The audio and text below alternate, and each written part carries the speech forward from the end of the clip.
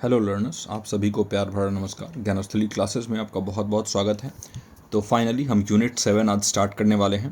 तो यूनिट 7 का ये हमारा पहला क्लास है। यूनिट 7 हमारा है डेटा इंटरप्रिटेशन, एक ऐसा यूनिट जिससे आपको 5 क्वेश्चंस देखने को मिलते हैं डेटा इंटरप्रिटेशन यानी DI से।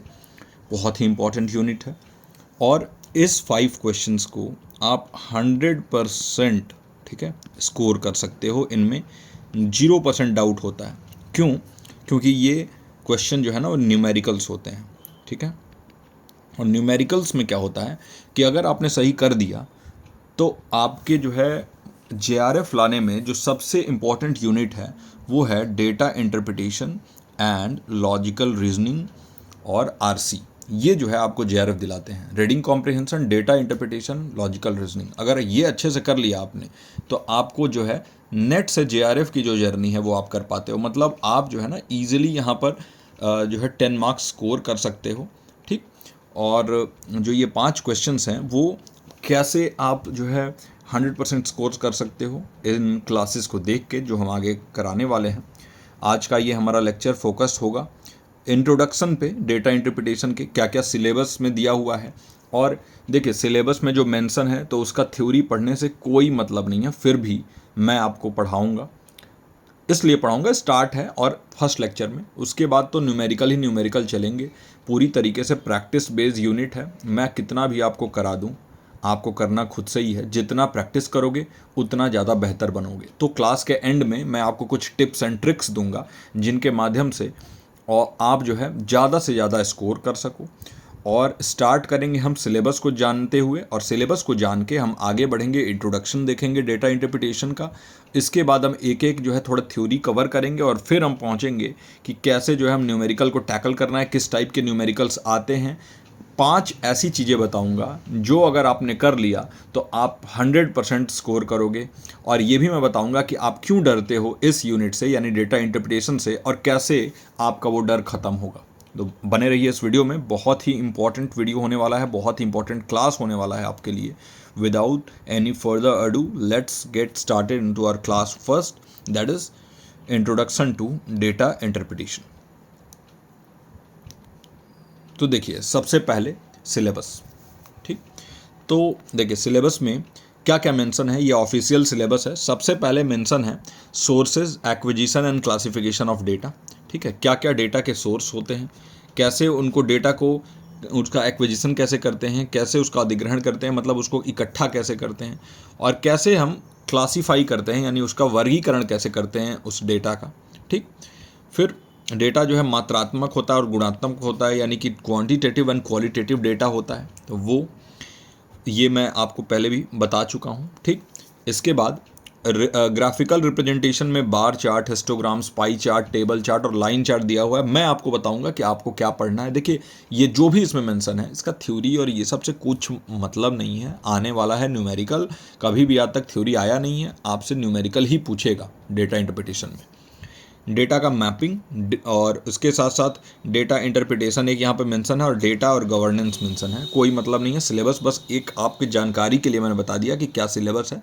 बाकी क्वेश्चंस जो हैं वो प्योरली न्यूमेरिकल बेस्ड क्वेश्चन आते हैं, लेकिन हम थोड़ा थ्योरी का जानकारी लेंगे, थोड़ा सा आपको कंफर्ट देते हुए चलेंगे, ठीक है। और फिर मैं आपको बताऊंगा कि कैसे टैकल करना है। क्वेश्चन आएगा तो उसको कैसे हैंडल करना है, कैसे माइंड में अपने सोचना है, उस क्वेश्चन को कैसे जो है अटेम्प्ट करना है, और किन क्वेश्चंस पे ज़्यादा टाइम वेस्ट नहीं करना है। और एक और चीज़ बता दूं कि कभी भी बड़े बड़े फॉर्मूलेज, ठीक है, बहुत बड़े बड़े जो फॉर्मूलाज होते हैं वो नहीं, उस टाइप का क्वेश्चन नहीं पूछेगा आपसे। हमेशा जो है सिंपल बेसिक मैथमेटिक्स ही लगेगा, इतना आप ध्यान रखना, क्योंकि एक बड़ा पेपर है और इसमें आपको बड़े बड़े फॉर्मूले कभी नहीं। बस ये है कि आपको कुछ चीज़ें आनी चाहिए। जैसे मान लीजिए कि कुछ डेटा दिया हुआ है एक टेबुलर फॉर्मेट में, टेबल में कुछ डेटा दिया हुआ है, ठीक। तो उस टेबल फॉर्मेट के डेटा से कैसे और आपको जो है ऊपर में क्वेश्चन दिया होता है। आप जो है जो क्वेश्चन होता है ना वो 50% होता है आपके क्वेश्चन का एक्चुअली, और अगला 50% जो है वो छुपा होता है इस टेबल में, या फिर कोई ग्राफ दिया होगा, ठीक है। तो कोई ग्राफ दिया होता है तो अगला जो 50% है वो इस टेबल में, इस पिक्चर में छुपा होता है, ठीक। इसके बाद जो है आपको ये चीज़ ध्यान में रखना होगा, क्योंकि देखिए कई बार हम सिर्फ क्वेश्चन पढ़ते हैं और उसके बाद उसी से हम छोड़ देते हैं, उस चीज़ को आगे नहीं बढ़ते हैं, लेकिन वो सिर्फ 50% है, बाकी आपको इस टेबल से ही निकालना होगा। वो सारी चीज़ें हम देखेंगे बहुत ही अच्छे से, ठीक है। तो सबसे पहले हम बढ़ते हैं, थोड़ा सा इसका इंट्रोडक्शन देखते हैं इस यूनिट का। तो देखिए डेटा इंटरप्रिटेशन जो है क्या होता है, it is a process of analysing. हम एनालाइज करते हैं, समझते हैं, और जो भी डेटा हमारे पास रॉ डेटा दिया गया होता है ना, उसका सेंस क्या बनता है, क्या क्यों दिया गया है, कैसे उसको सिस्टमेटाइज करें, कैसे ऑर्गेनाइज करें, कैसे हम उस डेटा का इस्तेमाल करके रियल लाइफ प्रॉब्लम्स को सॉल्व करें, ठीक है, रियल लाइफ प्रॉब्लम्स को सॉल्व करें, ठीक है। न्यूमेरिकल नंबर्स दिए हुए हैं तो कैसे हम उसको क्वालिटी में ले आए, मतलब न्यूमेरिक डेटा को आप कैसे एक स्टेटमेंट के तौर पे दे सको, ठीक है, उसका मीनिंगफुल इंसाइट कैसे निकाल सको, ठीक है, आप जो है कंक्लूज़न कैसे निकाल सको, ये सारी चीज़ें डेटा इंटरप्रिटेशन में हम करते हैं with the help of data.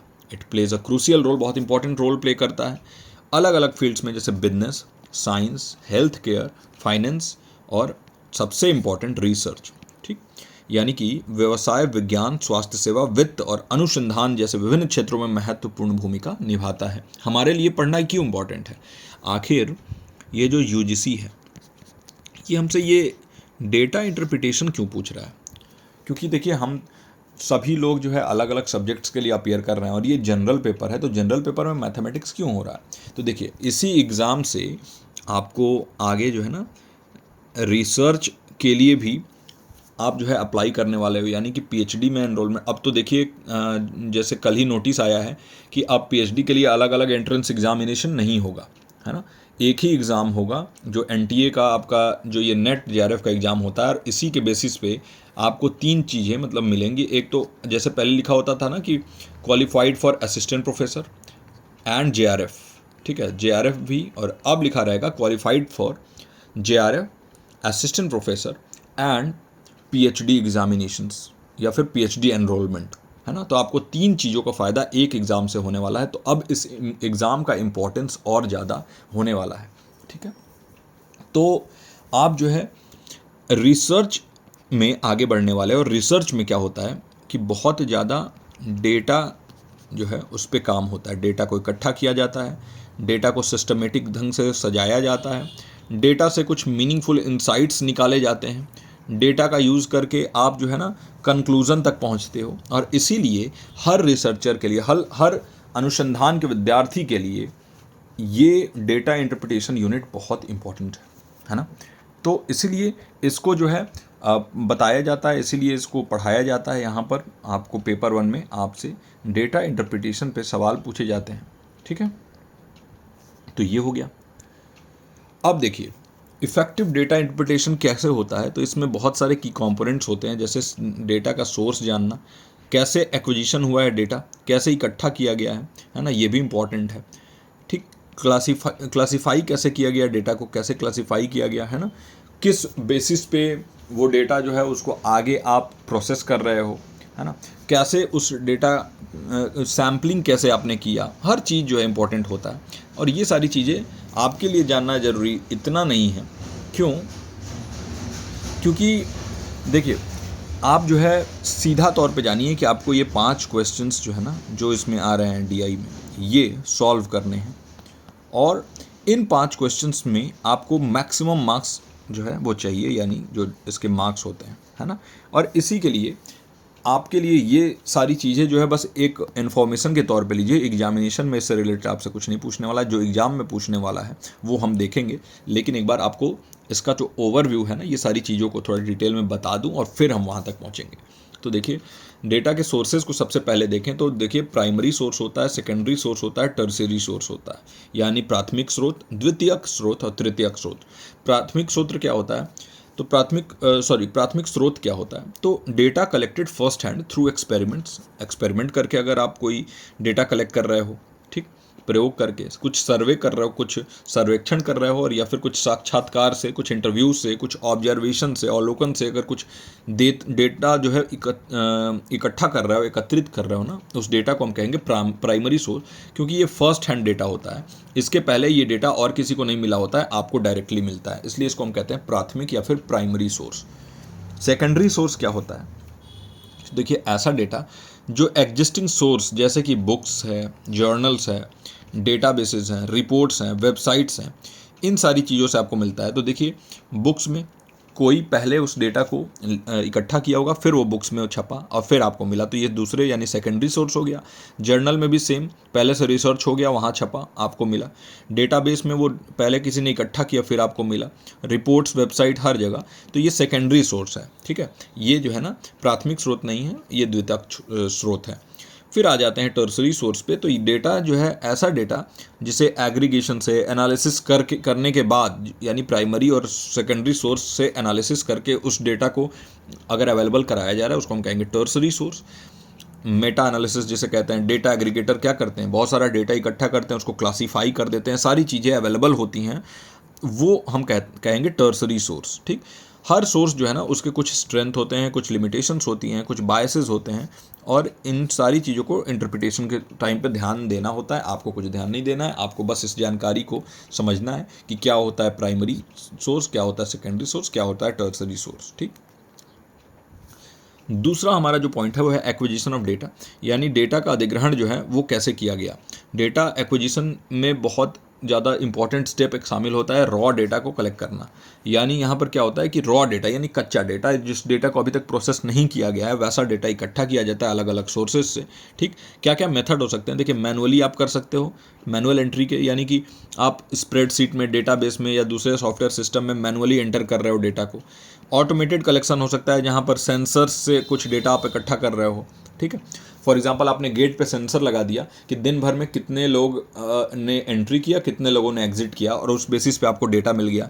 फिर इंटरनेट ऑफ थिंग्स के डिवाइसेस हैं, जैसे कैमरा हैं जो ऑनलाइन मोशन डिटेक्शन कैमरा है, तो वो मोशन डिटेक्ट करने वाले, वहाँ से डेटा आपने कुछ किया। वेब स्क्रैप करके आपने कुछ डेटा इंटरनेट से जो है वो इकट्ठा किया ऑटोमेटिकली। ठीक है, और दूसरे ऑटोमेटेड डेटा मेथड से भी इकट्ठा हो सकता है। फिर इंपोर्टिंग एंड इंटीग्रेशन, इसमें क्या होता है कि आयात और एकीकरण, ब्रिंगिंग इन डेटा फ्रॉम अलग अलग सोर्सेज से आप डेटा इकट्ठा करते हो, उनको इंटीग्रेट करते हो एक सेंट्रलाइज डेटाबेस में, एक ही जगह वो सारी चीज़ों को अवेलेबल कराते हो। डेटा एक्विजिशन के जो मेथड्स हैं ना, उसमें डेटा की क्वालिटी के ऊपर बहुत ज़्यादा ध्यान होना चाहिए, कैसा डेटा है, बढ़िया क्वालिटी का डेटा होना चाहिए, इंटीग्रिटी होनी चाहिए, यानी बहुत ज़्यादा गुणवत्ता अच्छा होना चाहिए, है ना। उसके साथ साथ इंटीग्रिटी होना चाहिए, उसके ऊपर विश्वसनीयता होनी चाहिए, और इसके साथ साथ रेलेवेंस होना चाहिए, मतलब जिस चीज़ के लिए आप इकट्ठा कर रहे हो डेटा, उसी के लिए वो डेटा जो है वो हो, मतलब आप कोई और डेटा ना लेके और किसी और चीज़ में डाल दो। तो ये इंपॉर्टेंट होता है, एक्विजिशन ऑफ डेटा हो गया। अब आ जाते हैं हम अगले स्टेप पे, वो है क्लासिफिकेशन ऑफ डेटा। तो देखो, डेटा जो है जब आप रॉ डेटा इकट्ठा कर लेते हो, उसके बाद आप क्या करते हो, उसको क्लासीफाई करते हो अलग अलग कैटेगरीज में, अलग अलग ग्रुप्स में। कुछ क्राइटेरियाज हैं, उनके बेसिस पे क्या क्या हो सकते हैं। पहला टाइप का हो सकता है कैटेगोरिकल डेटा, डेटा को अलग अलग कैटेगरीज में जो है डिवाइड कर देते हो। ठीक, या ऐसे ग्रुप्स में, ठीक है, डिवाइड कर, जैसे जेंडर। फॉर एग्जांपल आपने 20 लोगों का इंटरव्यू लिया और उसमें आपने क्या किया कि जेंडर के बेसिस पे 20 लोगों को डिवाइड कर दिया। एक तरफ थे 11 लोग, एक तरफ थे 10 लोग, तो वो जेंडर बेसिस पे हो गया। प्रोडक्ट के टाइप के बेसिस पे आप कर सकते हो, है ना, कैटेगरीज अलग अलग बना सकते हो। फिर आता है न्यूमेरिकल डेटा, तो ऐसे डेटा जो जिनमें नंबर्स हों, ठीक है, और जिसको फर्दर क्लासीफाई किया जा सकते हैं, जैसे होल नंबर है या फिर फ्रैक्शन है, डेसिमल है, तो उसको हम कहेंगे न्यूमेरिकल डेटा। मतलब बेसिकली जहाँ भी नंबर्स होंगे उसको न्यूमेरिकल डेटा कहेंगे। फॉर एग्जांपल आपने 10 पेशेंट्स के ब्लड प्रेशर को मेज़र किया, है ना, बीपी को मेज़र किया, और फिर आपने लिखा, तो वहाँ नंबर्स होगा ना, कि जैसे 80, 120, किसी का होगा 77, 130, तो उस टाइप के डेटा तो न्यूमेरिकल डेटा कहेंगे। और एक होता है ऑर्डिनल डेटा, डेटा जहाँ पर कैटेगरीज होंगे ना वो नेचुरल ऑर्डर में होंगी, रैंकिंग होंगी उनकी, जैसे एजुकेशनल लेवल्स, जैसे 1 to 10th होता है, फिर आपका सीनियर सेकेंडरी यानी 11 12th होता है, फिर ग्रेजुएशन, पोस्ट ग्रेजुएशन, फिर सेटिस्फैक्शन रेटिंग होता है कि आप 1 to 10 में रेटिंग दीजिए कि क्या रेटिंग देना चाहोगे, है ना। तो वो हम इसको कहते हैं, एक ऑर्डर में होती हैं डेटा, उसको हम कहेंगे ऑर्डिनल डेटा। प्रॉपर क्लासिफिकेशन जो है ना, उससे डेटा एनालिसिस इजी हो जाता है, इंटरप्रिटेशन उसका करना आसान हो जाता है, और एक स्ट्रक्चर में होने की वजह से जो है ना, वो क्या होता है, आपको चीज़ें अच्छे से सामने दिखती हैं, उससे आप बेहतर से बेहतर कंक्लूज़न तक पहुंच सकते हो, बेहतर कंक्लूज़न, बेहतर निष्कर्ष आप निकाल सकते हो उस डेटा से, ठीक। और इन्फॉर्मेशन के कॉन्टेक्स्ट में अगर डेटा रहें तो वो भी इम्पॉर्टेंट है, तो ज़्यादा अच्छे से क्लासीफाई करोगे तो ज़्यादा बेहतर ढंग से कॉन्टेक्स्ट आपको पता चलेगा, जो इन्फॉर्मेशन है, जो जानकारी है, वो किस संदर्भ में दिया गया वो भी आपको पता चलेगा, है ना। उसी चीज़ को यहाँ पर हिंदी में अवेलेबल करा दिया गया है हमारे हिंदी लर्नर्स के लिए, तो अगर आपको जो भी चीज़ यहाँ पढ़नी होगी तो आप वीडियो को पॉज करके पढ़ सकते हैं। आगे बढ़ते हैं। अब आ जाता है हमारा इम्पॉर्टेंट पॉइंट, ठीक। देखिए, अभी तक आपने वो कुछ थ्योरी थी आपने पढ़ लिया, है ना। अब देखिए, आपको जब भी क्वेश्चन पूछेगा ना डीआई में, जब भी क्वेश्चन पूछेगा तो उनमें कुछ चीज़ें होंगी, है ना। उस क्वेश्चन में कुछ चीज़ें होंगी जो है आपको उसी के बेसिस पे सॉल्व करना होगा क्वेश्चन। एक तो हो सकता है कि आपको ऐसे बार ग्राफ दे दे या बार चार्ट दे दे, ठीक। तो बार ग्राफ दे सकता है, यहाँ पर ऐसे बार, इसको कहते हैं हम बार ग्राफ। तो ऐसे बार्स अवेलेबल होती हैं। देखिए यहाँ पे साइड में एक जो है ना कुछ यूनिट्स दिए होंगे, और यहाँ पर देखिए इसके नेमिंग दिए हुए हैं कि ये कैटेगरी ए है, कैटेगरी बी है, सी है, डी है, ई है, एफ है ना। अब इसके बेसिस पे तो आपको क्या करना होगा, कुछ क्वेश्चंस आपसे पूछेगा। फॉर एग्जांपल पूछेगा कि कैटेगरी ए डिफरेंस ऑफ, पूछेगा आपसे difference of category A to category B, ऐसे पूछ देगा। तो आपको देखिए, आप डायरेक्टली इसको पढ़ोगे तो ये 50% ही आपसे यहाँ पे क्वेश्चन दिया है, 50% आपको यहाँ पे अवेलेबल है। आपने डिफरेंस पूछा, तुरंत आप देखोगे कि यहाँ से मिलाओगे कि अच्छा ये 25 होगा, और यहाँ पर आप मिलाओगे कि अच्छा ये 15 होगा, है ना। तो आपने क्या किया कि 25 माइनस 15 आपने किया, और यहाँ पर आपका आंसर आ गया 10, तो 10 का डिफरेंस है ना। तो ऐसे आपको क्वेश्चंस पूछता है on the basis of this, और 5 क्वेश्चंस पूछा जाएगा आपसे, एक इस टाइप का कोई भी आपको चार्ट दिया जाएगा, और उस बेसिस पे 5 क्वेश्चन। देखिए, ये चार्ट हो सकता है कि बार ग्राफ दे दे, हो सकता है आपको कुछ पाई चार्ट के बेसिस पे दे दे, हो सकता है आपको टेबुलर फॉर्मेट में दे दे। अच्छा, एक चीज़ और बता दूं कि देखिए 10 में से 7 बार जो है ना टेबुलर फॉर्मेट में ही क्वेश्चन आ रहा है, जो ट्रेंड मैं देख रहा हूँ, ठीक। तो 10 में से 7 बार टेबुलर फॉर्मेट में क्वेश्चन आ रहा है, 2 बार जो है वो पूछ देगा आपसे बार ग्राफ में, और 1 बार आपसे पूछ रहा है पाई चार्ट में। तो यानी कि पहले जो है ये बार ग्राफ और पाई चार्ट बहुत ज़्यादा आते थे, यानी 2019 से पहले, लेकिन 2019 के बाद का जो ट्रेंड मैं देख रहा हूँ वहाँ पर टेबल्स बहुत ज़्यादा आते हैं। इस टाइप का टेबल दे देता है आपसे, और उसमें बहुत सारा डेटा भरा हुआ होता है, बड़े बड़े टेबल्स आते हैं, और उनके बेसिस पे आपसे परसेंटेज इंक्रीज़ पूछ देगा, रेट पूछ देगा कि किस रेट से इंक्रीमेंट हुआ है, या फिर रेशियो पूछ देगा आपसे, या फिर पूछ देगा कि डिफरेंस बताइए, या फिर पूछ देगा कि एवरेज बताइए। तो मैं आपको ये भी चीज़ें 5 चीज़ें ऐसा बताऊंगा जो अगर आपने कर लिया तो आप 100% इसमें स्कोर करोगे, ठीक है। इस चीज़ की गारंटी मैं लेता हूँ। और वही 5 चीज़ जो है ना वो जिसमें आपसे जो क्या क्या पूछेगा वो मैं बताऊंगा। वैसे ही यहाँ देखिए, ये भी एक तरीके का बार ग्राफ है। यहाँ पे बता दिया इसने कि 1 यूनिट लेंथ का मतलब 2 स्टूडेंट हैं, ठीक। अब यहाँ पर देखिए कि birthday of students by month, मतलब मंथ के अकॉर्डिंग बर्थडे कितने स्टूडेंट्स का जो है बर्थडे है। तो देखिए ये बोला है कि नंबर ऑफ़ स्टूडेंट्स, तो कई बच्चे यहाँ पे गलती कर सकते हैं कि नंबर ऑफ़ स्टूडेंट में यहाँ पर मान लीजिए ये यहाँ तक आया तो उसको 3 ले लेंगे और 3 को ही वो कैलकुलेट कर देंगे, लेकिन यहाँ पर दिया है कि 1 unit length is equal to 2 students. तो मतलब यहाँ पर 3 इंटू 2 करोगे, यानी 6 स्टूडेंट्स का बर्थडे जो है वो जनवरी में आ रहा है ना। तो ये चीज़ आपको ध्यान देना होता है कि उस टेबल में, उस ग्राफ में क्या दिया हुआ है उसका सबसे बेहतर ढंग से इस्तेमाल, और थोड़ा भी आपको इग्नोर नहीं करना है चीज़ों को, बहुत अच्छे से, बहुत ही काम माइंड से हर सारे चीज़ों को देखना है, समझना है, और फिर ही उस क्वेश्चन को सॉल्व करना है। आगे बढ़ते हैं। देखिए, बार ग्राफ के बाद हमने ये देखना है पाई चार्ट। तो पाई चार्ट्स क्या होते हैं? इस टाइप का जो चार्ट होता है हम इसको कहते हैं पाई चार्ट। इसमें जो है आपको एक ऐसा सर्कल दिया होता है, और इसमें जो है ना अलग अलग यहाँ पर कट्स लगे होते हैं, और उसमें डेटा अलग अलग दिया होता है ना।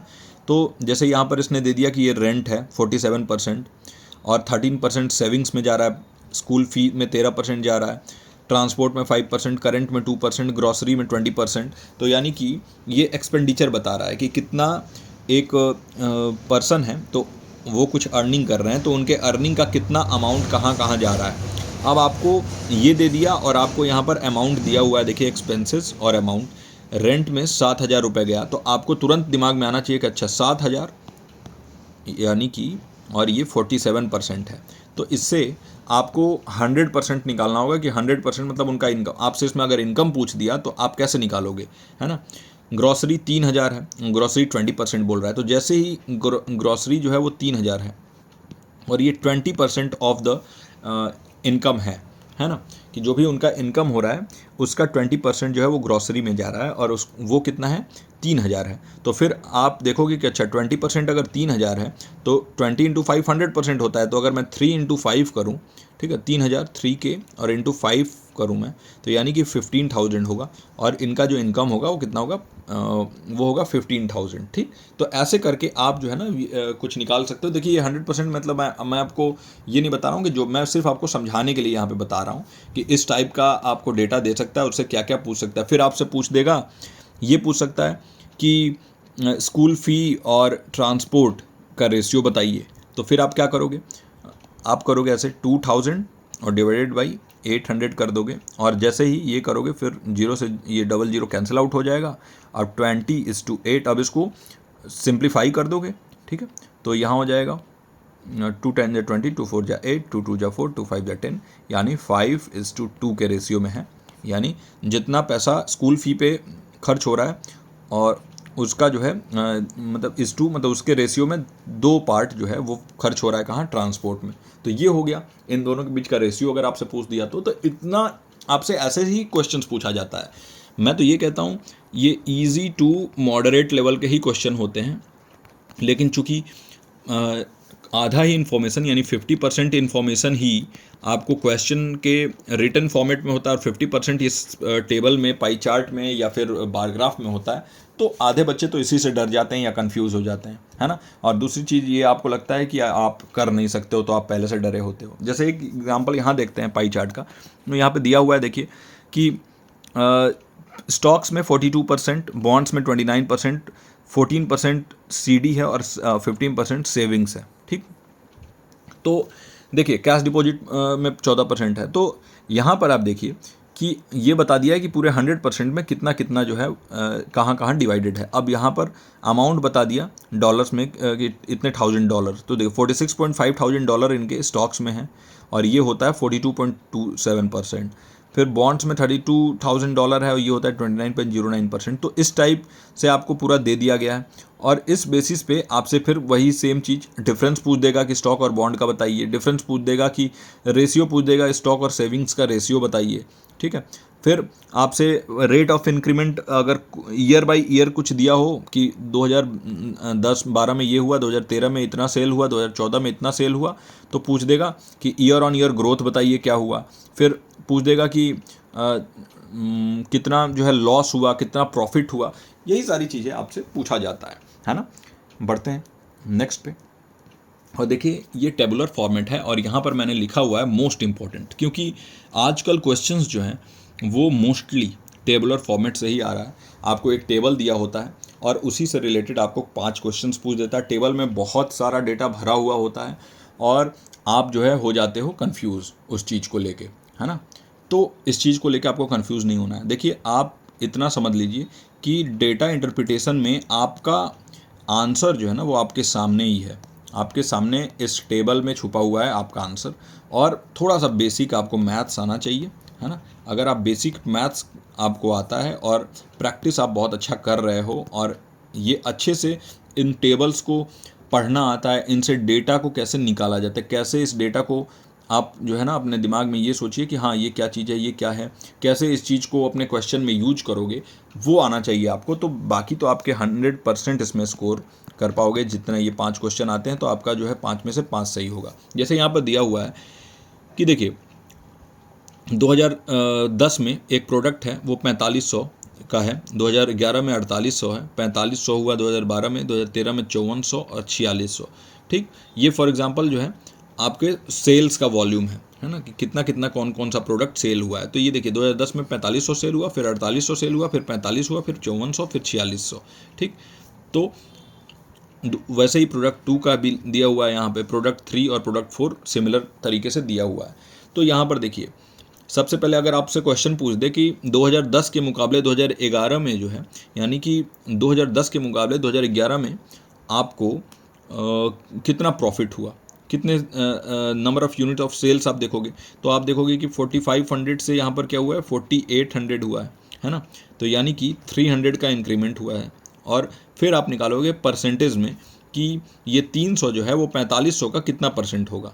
ठीक है, तो 300 डिवाइडेड बाई 4500 और इनटू में आप कर दोगे 100, ये 2 जीरो से यहाँ पर 2 जीरो कटेगा, और उसके बाद यहाँ पर आप कर दोगे 3 1 जा 3, 3 5 जा 15, और फिर यहाँ पे आप करोगे 1/15 इंटू 100।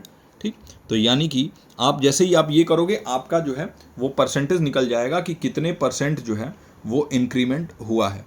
ठीक, तो 100 डिवाइडेड बाई 15 जैसे ही आपने किया तो आपका यहाँ पर आ जाएगा 6.66%। तो यानी कि 6.66% का इंक्रीमेंट हुआ है प्रोडक्ट 1 के सेल्स में, प्रोडक्ट 1 के सेल्स में फ्रॉम 2010 टू 2011, 2010 से 11 के बीच में प्रोडक्ट 1 के सेल्स में 6.66% का इंक्रीमेंट हुआ है। फिर वापस से अगर आप देखोगे तो 4800 से 4500 हो गया, तो यानी कि कितने का माइनस हुआ यहाँ पर 300 प्रोडक्ट जो है वो कम बिके। तो आप फिर से क्या करोगे 4800 से डिवाइड करोगे 300 और फिर 100। ठीक, अब आप देखोगे तो 2 जीरो से 2 जीरो कैंसिल आउट हुआ, सॉरी यहाँ पर आप ऐसे करोगे 300 बाई 4800 इंटू में 100। ठीक, फिर 3 1 जा 3 और 3 6 जा 18, फिर वही 100/16 आप करोगे, और जैसे ही आपने 100/16 किया तो आपके पास आ गया 6.25%। यानी 6.25% का यहाँ पर लॉस हुआ है ना, क्योंकि कम हुआ है ना। तो ये चीज़ें आपको ध्यान देनी है कि कैसे आप टैकल करोगे क्वेश्चन को। इसी टाइप से जो है क्वेश्चन आता है, बहुत इजी क्वेश्चन आता है। अब बताइए ये कहाँ से आपको ये क्वेश्चंस हार्ड लग रहे हैं? मुझे तो कुछ भी हार्ड नहीं लगा इसमें।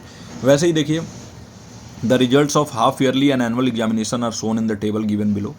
तो यहाँ पर दिया हुआ है कि स्टूडेंट्स दोनों एग्जाम में फेल हुए हैं, कौन कौन से सेक्शन में कितने कितने स्टूडेंट्स। फिर यहाँ पर दिया हुआ है कि हाफ ईयरली में तो फेल हुए हैं लेकिन एनुअल में पास हो गए हैं, तो उनके नंबर्स हैं।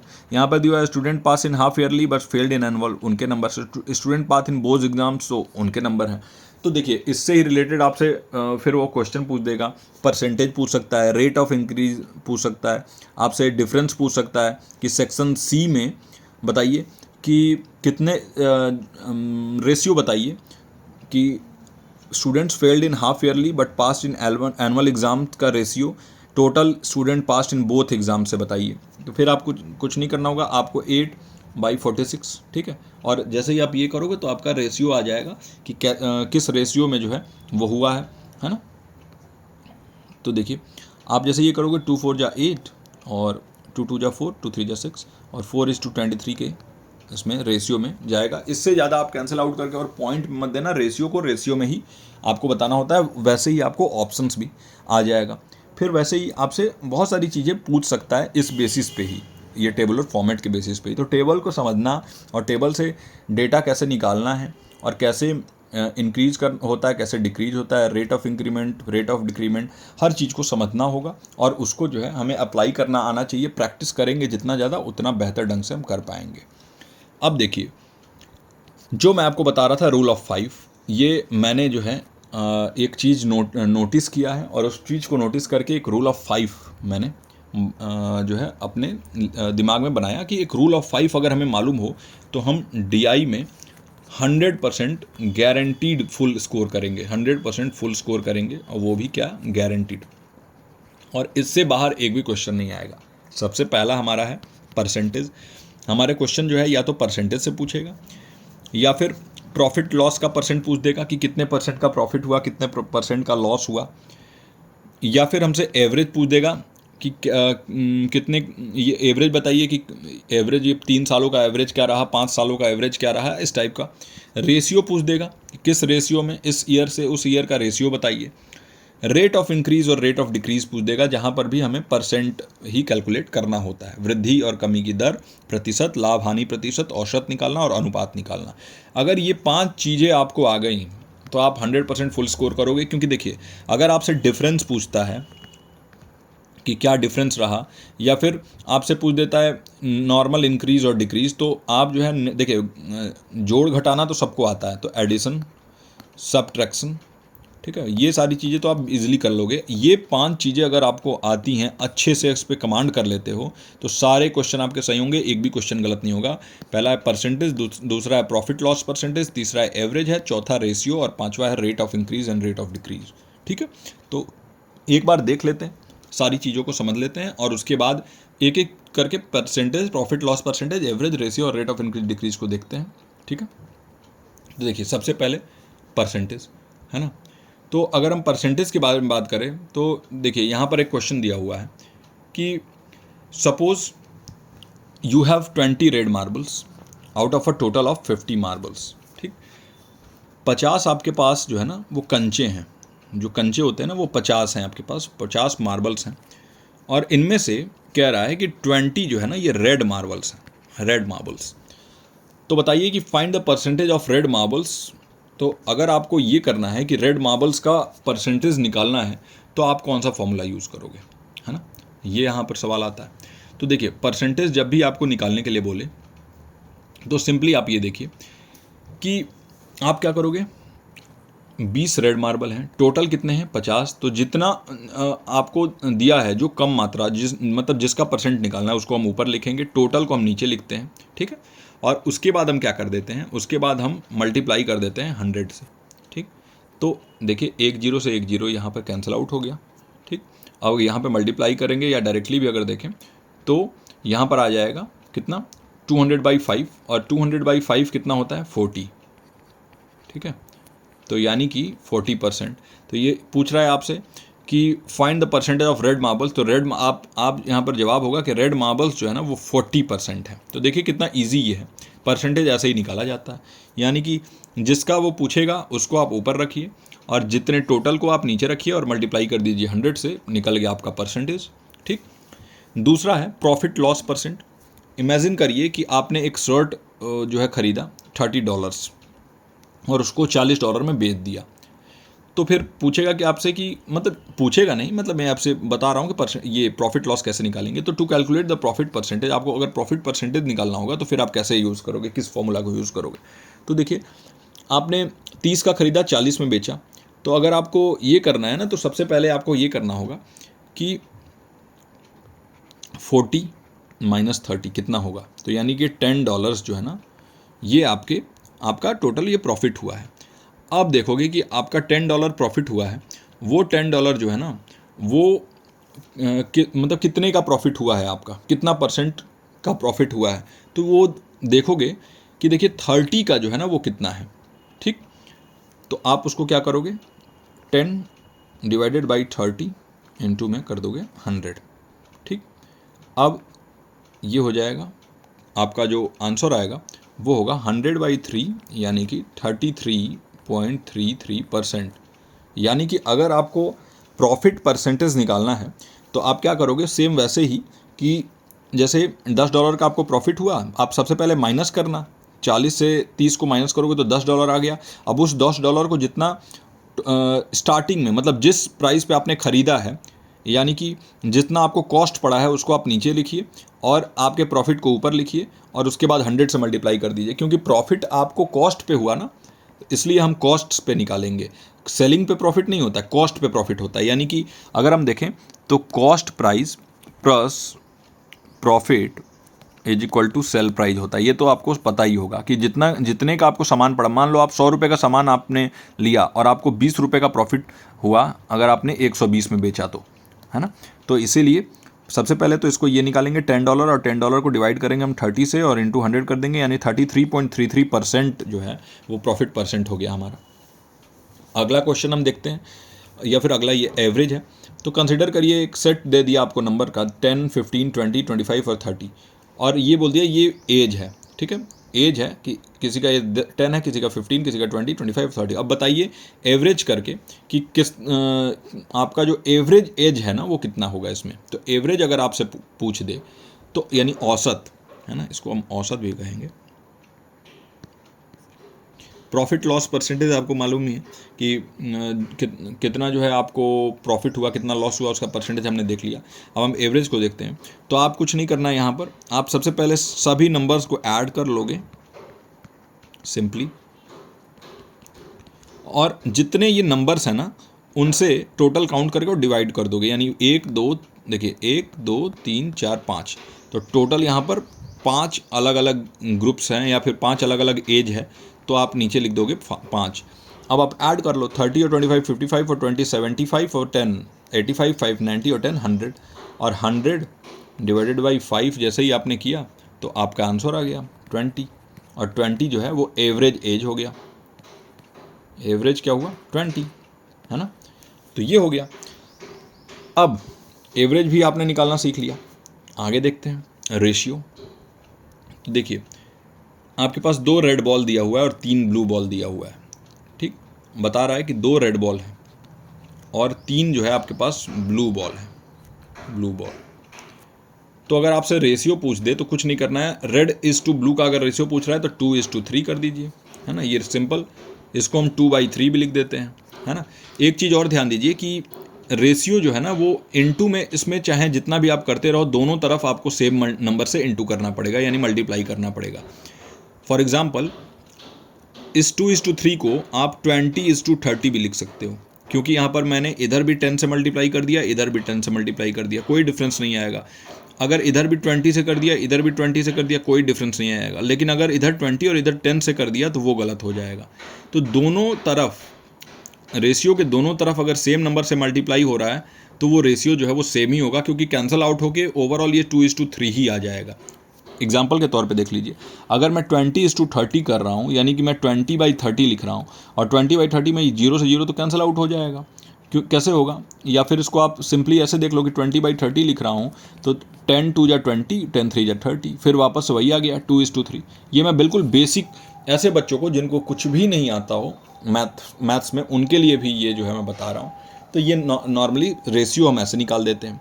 तो अगर ईयर वाइज आपको कुछ डेटा दिया हुआ है तो जिससे जिसका रेशियो पूछेगा उनको जो है आप सीधे तौर पे डिवाइड कर दोगे और सिंप्लीफाई करके जो भी रेशियो आ रहा है वो लिख दोगे, उस ऑप्शन को सिलेक्ट कर लोगे।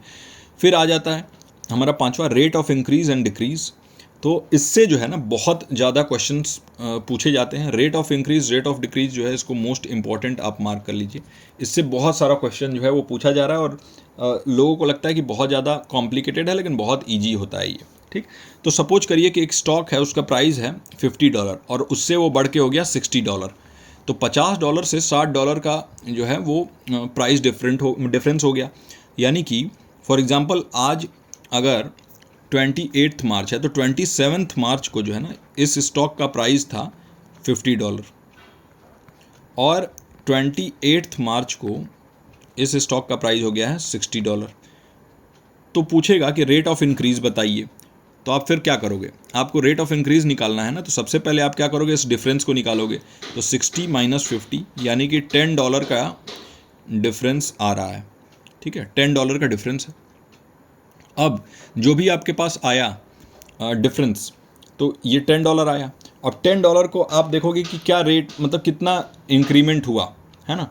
तो आप कुछ नहीं करना है, आपको सीधे वही वाला सेम फार्मूला लगा देना है कि 10 और जितना ये आया वो, और नीचे में आप लिख दोगे जो उसका पहला, मतलब जिससे वो इंक्रीज़ हुआ है। तो ये 50 से इंक्रीज होकर 60 हुआ है, तो उसको आप यहाँ लिख दोगे नीचे में 10/50, और इनटू आपने कर दिया क्या 100, और जैसे ये किया तो ये 0 से 0 कैंसिल आउट, 100/5 आ गया, और 100/5 = होता है 20। यानी कि जो परसेंट इंक्रीज़ हुआ है ना वो 20% से इंक्रीज़ हो गया स्टॉक का प्राइस। मतलब यहाँ से 27 से 28 मार्च के बीच में 20% इंक्रीमेंट हुआ है स्टॉक के प्राइस में, है ना। तो ऐसे आप रेट ऑफ इंक्रीज डिक्रीज भी निकाल सकते हो। तो ये सिंपल 5 चीज़ें अगर आपको करना आ गया तो आप सारे क्वेश्चंस ईजिली सॉल्व कर लोगे, है ना। आई होप कि आज के इस क्लास में आपको बहुत मज़ा आया होगा, बहुत अच्छे से आपने ये सारी चीज़ों को समझा होगा, देखा होगा। हमने जो है रूल ऑफ 5 जो देखा, रूल ऑफ 5 जो है एक मैंने ये ऐसा चीज़ बनाया कि जिससे मतलब मैं ट्रिक के तौर पे अगर मैं बात करूँ कि इसी से ट्रिक क्या मतलब इन सारे चीज़ों से के बाहर से कुछ भी नहीं आएगा, बस इतना आप याद रखिए। सबसे पहला आपको परसेंटेज अगर आपको अच्छे से निकालना आ गया, प्रॉफिट और लॉस का परसेंटेज, नॉर्मल प्रॉफिट लॉस भी पूछ सकता है। अगर आपको एवरेज निकालना आ गया, अगर आपको रेशियो निकालना आ गया और अगर आपको rate of increase and decrease निकालना आ गया तो आप जो है सारे क्वेश्चंस आसानी से कर लोगे। सब्ट्रैक्शन और मल्टीप्लिकेशन, डिवीजन और एडिशन तो मैं आपसे एक्सपेक्ट करूंगा कि वो तो आप आराम से कर ही लोगे, है ना। अब ये चीज़ें हो गई। अब हम कुछ चीज़ें देख लेते हैं जो कि थोड़ा सा ट्रिक के तौर पे मैं आपको देना चाहूँगा। सबसे पहला कि जो डेटा इंटरप्रिटेशन के क्वेश्चन आते हैं ना, वो टेबल्स के रूप में और ग्राफ्स के रूप में ही आते हैं, है ना। टेबल्स, ग्राफ्स, पाई चार्ट दिया होता है, मैक्सिमम टाइम टेबल्स से ये क्वेश्चन पूछे जा रहे हैं। तो आप जो है टेबुलर फॉर्मेट को ध्यान में रखते हुए ज़्यादा से ज़्यादा क्वेश्चंस को सॉल्व करिए। आपको उस टेबल से इन्फॉर्मेशन निकालना कितने बेहतर ढंग से आ रहा है, जितने अच्छे से आप उससे इन्फॉर्मेशन गैदर कर पाओगे उतना बेहतर आप क्वेश्चन को सॉल्व कर पाओगे, ठीक। तो सबसे पहले आप देखोगे कि क्या क्या क्वेश्चंस जो है क्वेश्चन में आपसे पूछ रहा है डेटा निकालने का, और उसको डेटा को ढूंढोगे टेबल में। हर क्वेश्चन में टेबल का यूज होगा ही होगा, है ना। उसके बाद हम देखें अगला, तो देखिए अच्छे से एनालाइज करिए, जो भी क्वेश्चन दिया हुआ है उसको अच्छे से एनालाइज करिए, अच्छे से रीड करिए। यूनिट के ऊपर ध्यान दीजिए, क्या यूनिट पूछ रहा है। कई बार यूनिट में आप गलती कर देते हो कि आपसे पूछता है कुछ केजी में और आप जो है वो ग्राम में जो है उसमें कैलकुलेट कर देते हो, है ना, और उसको फिर आप गलत टिक कर लेते हो और ऑप्शन भी आपको मिल जाएगा। लेंदी कैलकुलेशन नहीं होता है, याद रखिएगा, बहुत लेंदी कैलकुलेशन नहीं मिलेगा। अगर आप लेंदी कैलकुलेशन कर रहे हो यानी कि कहीं ना कहीं आप कुछ गलत कर रहे हो, क्योंकि बहुत ही क्या होता है बेसिक आपके स्किल्स यूज होंगे। ज़्यादातर क्वेश्चन में सिर्फ डेटा को रीड करना होगा और चीज़ों को सही जगह पे रखना होगा कॉमन सेंस का यूज करके। तो बिल्कुल कॉमन सेंस का इसमें यूज होगा ज़्यादा, बेसिक मैथमेटिक्स का बहुत यूज़ होगा, लेकिन कुछ भी इसमें एडवांस मैथमेटिक्स का यूज़ नहीं होने वाला है। लेंदी क्वेश्चन को ब्रेक डाउन करिए। जो बड़े बड़े क्वेश्चन है ना उनको छोटे छोटे पार्ट्स में अपने माइंड में ही ब्रेक डाउन करिए और जो भी इम्पॉसिबल चॉइस है उसको एलिमिनेट कर दीजिए। इसके बाद देखिए कि जो भी इन्फॉर्मेशन दिया हुआ है ना, जैसे number of hours in a day, इस टाइप की चीज़ आप जानिए कि भाई एक दिन में 24 घंटे होते हैं, ये आपको पता होना चाहिए। एक मिनट में 60 सेकंड होते हैं, ये आपको पता होना चाहिए। महीने में जो है 30-31 दिन होते हैं, ये आपको पता होना चाहिए। 12 महीने होते हैं एक साल में, ये पता होना चाहिए, है ना। अगर वो कह रहा है कि एनुअल रेट, तो एनुअल में क्या होता है पूरे 12 महीने का। अगर वो बाई एनुअल कहता है तो इसका मतलब होता है कि हर 6 महीने में। तो इस चीज़ को, ये सारी चीज़ें जो है ना, इन चीज़ों को, इन टर्म्स को थोड़ा सा आपको समझना पड़ेगा बहुत ही अच्छे से, है ना, कि क्या होता है, क्या होती हैं ये सारी चीज़ें, ठीक। जो क्वेश्चन है जो उसका रिक्वायरमेंट है उसी पे अड़े रहिए, उससे जो है इधर उधर भटकना नहीं है, ठीक। कोई भी अपने मन से कुछ भी अज्यूम नहीं करना है, ठीक। नहीं तो आप रॉन्ग आंसर तक पहुंच सकते हो, आप गलत आंसर तक पहुंच जाओगे, है ना। यूनिट्स को बहुत अच्छे से ध्यान में रखना है। और देखिए ग्राफ्स और टेबल का सबसे इम्पॉर्टेंट बेनिफिट एक मिल जाता है कि डेटा को जो है ना वो बहुत ही अच्छे तरीके से आपके सामने रखा होता है। फॉर एग्जांपल एक यहाँ पर टेबल दिया हुआ है और उस टेबल में जो भी डेटा दिया हुआ है ना, तो आप आराम से इसको कंपेयर कर सकते हो। अगर यही डेटा मैं आपको लाइंस में लिख के दे दूँ ना तो आपको प्रॉब्लम हो जाएगा। तो इसका एक फ़ायदा है ये, तो उस फ़ायदे को आप समझिए, अपने आँखों को बेहतर ढंग से इस्तेमाल करिए। और एक पेज आपको मिलता ही है एग्जामिनेशन के दौरान, तो उस टाइम पे उसका बेहतर ढंग से इस्तेमाल करिए। सबसे इम्पॉर्टेंट जो है 3 चीज़ें बहुत इम्पॉर्टेंट हैं, और वो 3 चीज़ क्या है? पहला प्रैक्टिस, दूसरा प्रैक्टिस, तीसरा प्रैक्टिस। ये क्या, मैंने एक ही चीज़ लिख दिया? जी, एक ही चीज़ इंपॉर्टेंट है आपके लिए। 3 बार मैंने इसलिए लिखा ताकि आपको इस चीज़ की इंपॉर्टेंस पता चल जाए। डेटा इंटरप्रिटेशन में मैं चाहे कितना भी आपको कुछ भी बता लूँ, मैं यहाँ पे बताऊँगा तो आपको इजी लगेगा, बट जब आप क्वेश्चन करने जाओगे तो आपको हार्ड लगेगा। जिसको भी मैथ से डर लगता है वो उस चीज़ को समझ लो कि आपको प्रैक्टिस प्रैक्टिस प्रैक्टिस करना होगा। इसके अलावा कोई भी अदर ऑप्शन नहीं है। आपको प्रैक्टिस से ही इन क्वेश्चंस को आप सॉल्व कर पाओगे, ठीक। जितना ज़्यादा प्रैक्टिस करोगे उतना बेहतर आप जो है रिजल्ट पाओगे, ठीक। सबसे पहला प्रैक्टिस का फ़ायदा क्या होगा? आपका स्पीड बढ़ेगा, स्पीड बढ़ेगा तो आपका टाइम जो है वो बचेगा, टाइम सेव होगा, ठीक।